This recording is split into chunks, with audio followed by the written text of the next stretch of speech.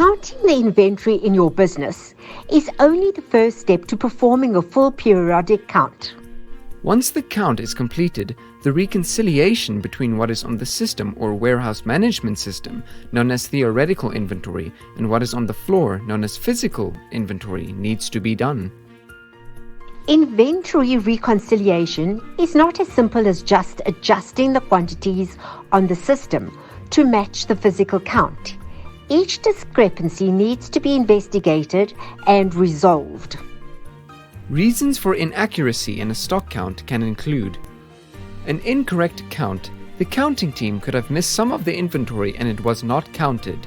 A recount done by another person may be conducted to verify the quantities counted, and additional locations where the inventory may be stored are investigated.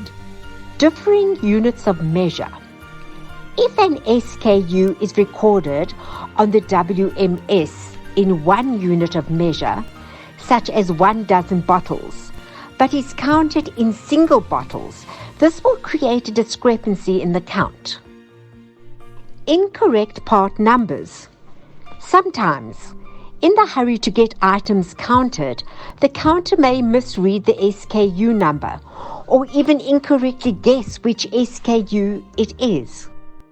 Missing paperwork.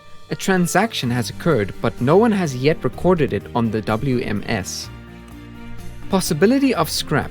Materials which are used for production may be scrapped for any number of reasons, and if this is not accurately recorded on the WMS, the records will differ.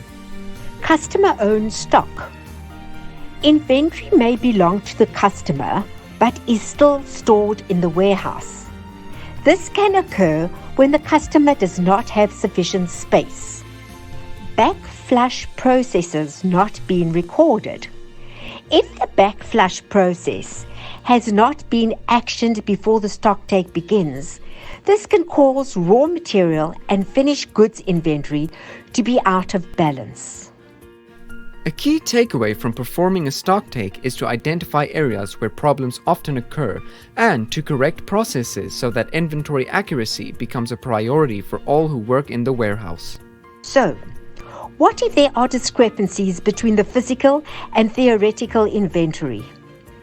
Activities that the stock take supervisor will action include recount the stock in question, check in other locations for the stock item, ensure that the correct unit of measure was used, verify that the SKU or product identification number is correct, ensure that the product has not been mistaken for a similar product, confirm that there is no missing paperwork. Investigate whether theft by employees or customers has occurred and check procedures. Once all possible explanations have been investigated, the variances are then accepted on the WMS. It is important to bear in mind that any negative variance will result in a write-off of inventory, which will have a negative impact on the company profit. This is why investigating and correcting inventory records before a stock take is closed off is so important.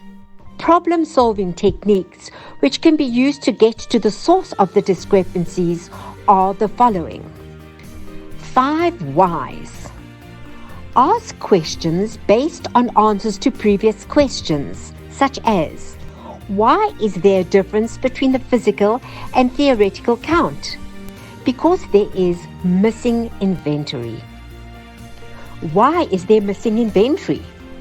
Because the receipt was recorded against the incorrect SKU. Why was the receipt recorded against the incorrect code? Because the box was labeled incorrectly.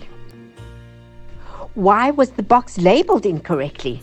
And so on until you reach the real cause of the problem so that it can be corrected and not occur again.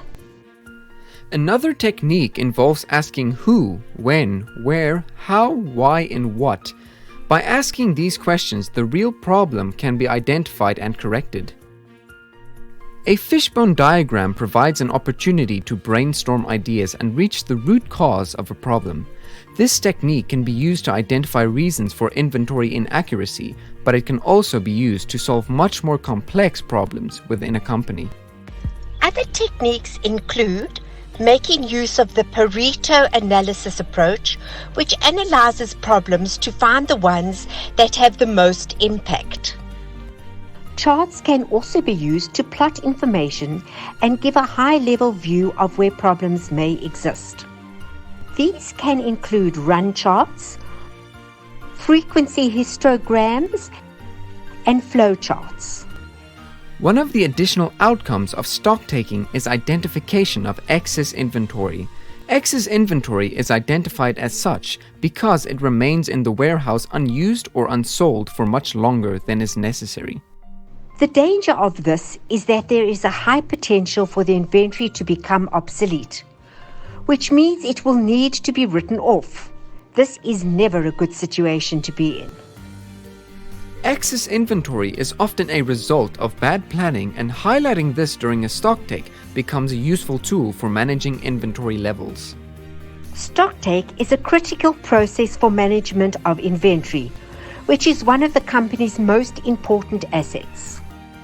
Knowing why the discrepancies between physical inventory and theoretical inventory exists, and finding the path to correcting these so that they do not reoccur is extremely important for inventory management.